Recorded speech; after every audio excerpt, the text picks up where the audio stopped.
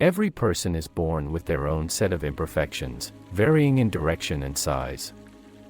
This individual uniqueness is what we call individual differences. The essence of life lies in each person's endeavor to transform their imperfections into completeness. I once met someone who claimed that people nowadays are unhappy. In the past, people only had one source of unhappiness: lack of money. However, in today's world, people have money but lack everything else, leading to unhappiness. While his observation holds some truth, what good does it serve? The correct perspective should be that people in the past were happy, and people today can also find happiness. Every obstacle and challenge encountered in life is part of the predestined curriculum we assign ourselves, referred to as destiny. It takes approximately 50 years for a person to shape the complementary experiences necessary to understand their life's purpose. Both elements, the understanding of destiny and the pursuit of experiences, are indispensable. Therefore, my suggestion is that until the age of 50, refrain from claiming to comprehend destiny. But once you reach this milestone, take some time to reflect upon the significant milestones you have encountered from birth to 50 years of age. You will discover that every event was bound to happen, without a single occurrence being coincidental. Without these milestones, you wouldn't be who you are today. All the obstacles we encounter in life are self-arranged, intended to facilitate our continuous growth. By embracing this perspective, we can embody the teachings of Confucius: do not blame heaven, do not blame others, leading a life of peace and contentment, free from regret.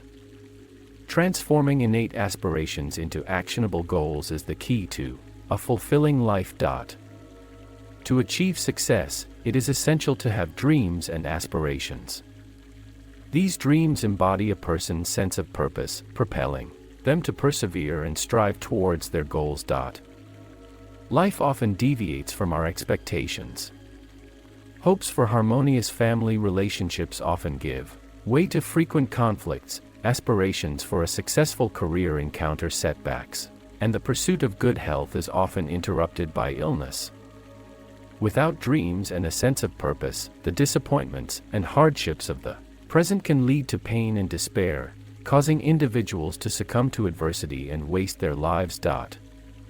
Having personal dreams and a sense of purpose allows us to remain unwavering, viewing adversities as valuable opportunities for growth.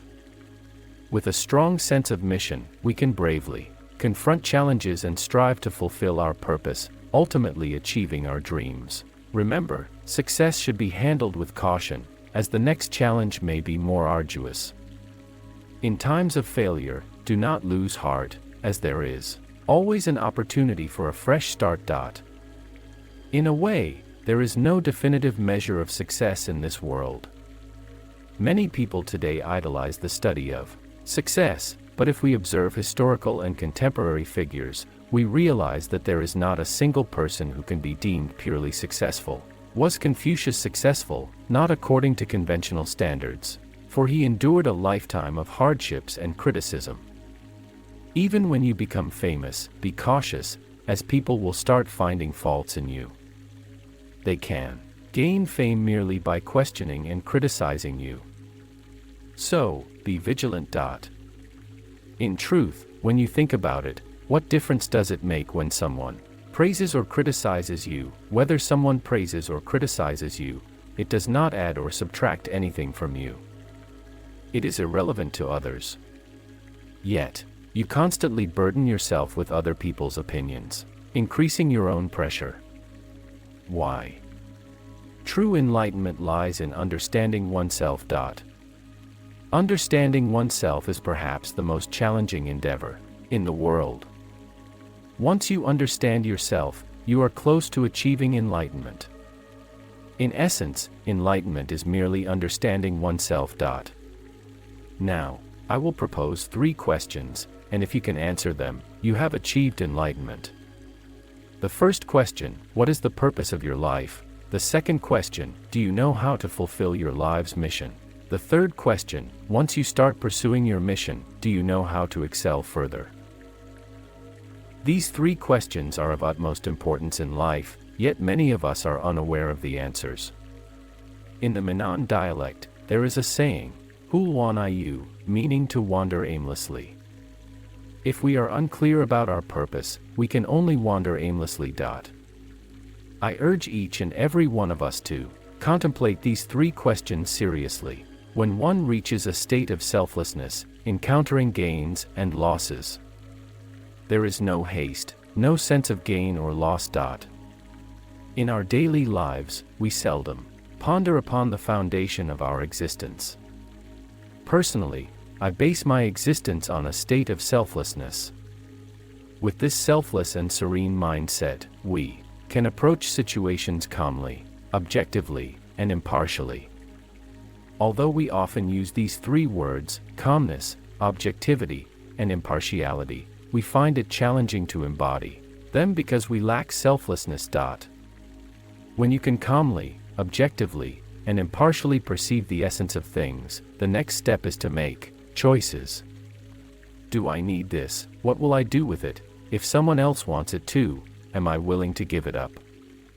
If you have a sense of self, you would not think this way. You would seize it first and then think. If you have selflessness, you would consider who is most suitable for it, and what is the most reasonable course of action. Life is a process of making choices.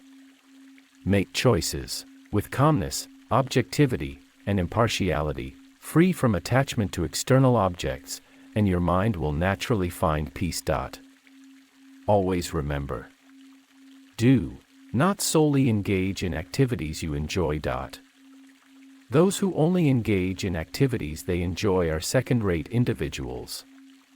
The second-rate individuals are those who do what they should do, even if they dislike it. It may not bring them joy, but they recognize it as their duty, thus adding value. Engaging solely in activities one enjoys does not necessarily bring value because, realistically, not everyone is fortunate enough to have their work align with their interests. If one spends their life solely indulging in pleasures, what value does their life hold? The first-rate individuals are those who do what the heavens assign them to do. These tasks cannot be forced. If forced, the results will not be favorable. Instead, let things unfold naturally until one day, the heavens recognize your efforts. Before that happens, the heavens will subject you to many tests. If you cannot withstand these tests, the heavens will not force you. Only those who endure and persevere through tests can truly be considered outstanding individuals.